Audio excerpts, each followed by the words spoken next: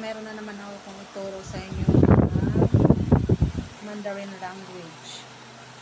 So, ang ituturo ko ngayon sa inyo guys ay simple lang naman, pero medyo mahaba. Ang ituturo ko ngayon sa inyo guys ay numbering tayo guys. Ngayon guys, patanggalin ko na yung mga basic kasi tapos na ako sa mga basic. Marami pa rin akong basic na ituturo, pero ngayon medyo mataas-taas na. So, numbering tayo guys. Sisimulan natin sa number 1 guys. Number 1 ay sa Chinese Mandarin ay 1 ay K. Number 2 ay er.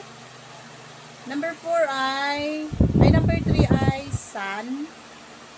Number 4 ay si. Number 5 ay o. Number 6 ay liu.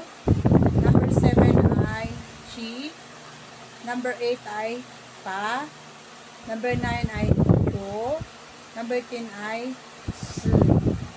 So ngayon guys, 1 to 10 muna ang ituturo ko sa inyo.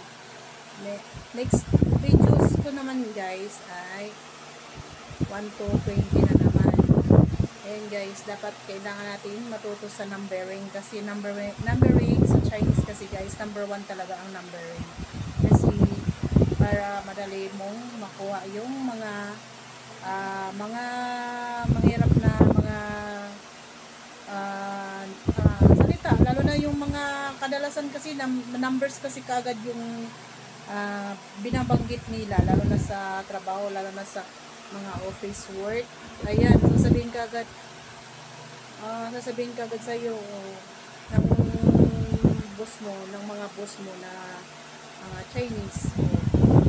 Pag sasabihin sa iyo na saan yung number 1 or saan yung number 9? Saan number 9? Kailangan marunong ka talaga sa mga numbering kasi maraming mga Chinese din na hindi marunong mag-English. Kaya, ayan. So, ayan lang guys, no? Sa mga gustong matuto at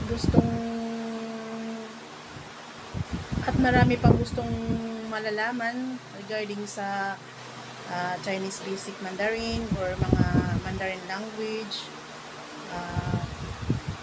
Patuloy lang kayong manood guys ng aking mga tutorial. So, free po kayong mag-comment, magtanong.